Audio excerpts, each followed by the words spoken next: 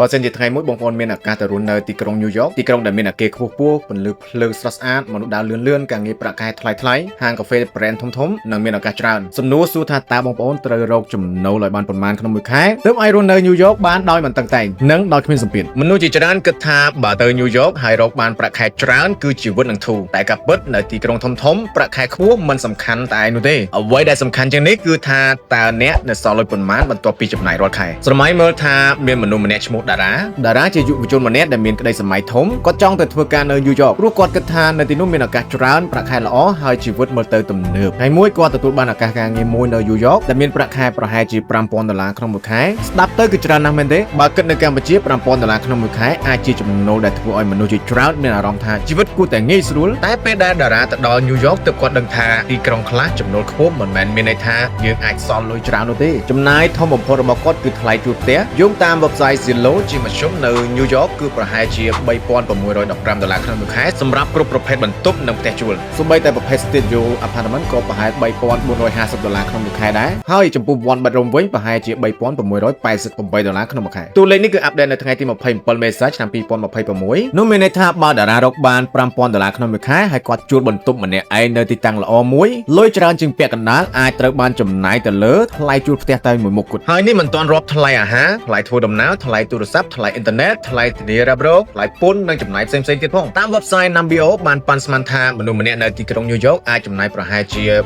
$1675ក្នុងមួយខែដោយមិនរាប់ថ្លៃជួលផ្ទះដូច្នេះបើគិតបែបសាមញ្ញគឺថ្លៃរស់នៅមិនទាន់រាប់ថ្លៃឈ្នួលផ្ទះប្រហែលជា$1675ហើយបើបូកថ្លៃជួលផ្ទះប្រហែលជា$3000ទៅ$3600ឬច្រើនជាងនេះសរុបមកមនុស្សម្នាក់អាចត្រូវការប្រហែលជា$4700ទៅ$5500ក្នុងមួយខែមុននឹងពួកគេអាចគិតអំពីការសន្សំប្រាក់សម្រាប់អនាគតហើយបើចង់ដើរលេងចង់ទិញរបស់របរចង់ជួយគ្រួសារឬសេរីភាពហិរញ្ញវត្ថុចំណូល$5000ក្នុងមួយខែប្រហែលជាមិនស្រួលដូចដែលយើងសម័យនោះទេតារាចាប់ផ្ដើមសួរខ្លួនឯងហេតុអ្វីខ្ញុំរកបានច្រើនជាងមុនតែខ្ញុំមានអារម្មណ៍តានតឹងជាងមុនចម្លើយគឺសាមញ្ញណាស់នៅទីក្រុងធំៗអ្នកមិនត្រឹមតែទិញកន្លែងរស់នៅទេអ្នកកំពុងតែទិញទីតាំងអ្នកកំពុងតែទិញពេលវេលាអ្នកកំពុងតែទិញភាពងាយស្រួលហើយអ្នកក៏កំពុងតែបង់ថ្លៃសម្រាប់ឱកាសនៅទីក្រុងនោះផងដែរញូវយ៉កមានឱកាសច្រើនតែឱកាសច្រើនក៏មកជាមួយនឹងចំណាយខ្ពស់ផងដែរនេះហើយជាមូលហេតុដែលមនុស្សខ្លះរកបានខ្ពស់តែមិនអាចសន្សំបានមនុស្សខ្លះរស់នៅទីក្រុងល្បីតែមានសម្ពាធរាល់ខែមនុស្សខ្លះមានអគារស្អាតៗនៅជុំវិញតែខ្លួនឯងរស់នៅក្នុងបន្ទប់តូចមួយព្រោះជីវិតមិនមែនវាស់តែលើប្រាក់ខែនោះទេជីវិតវាស់ដោយចំណូលបូកនឹងចំណាយបូកនឹងពេលវេលាបូកនឹងសុខភាពផ្លូវចិត្តបើប្រៀបធៀបជាមួយនឹងកម្ពុជាវាខុសគ្នាច្រើន Nambio បានប៉ាន់ស្មានថាមនុស្សម្នាក់នៅកម្ពុជាចំណាយប្រហែលជា$565ក្នុងមួយខែដោយមិនទាន់រាប់ថ្លៃជួលផ្ទះហើយថ្លៃជួលនៅកម្ពុជាជាមធ្យមទាបជាងសហរដ្ឋអាមេរិកប្រហែលជា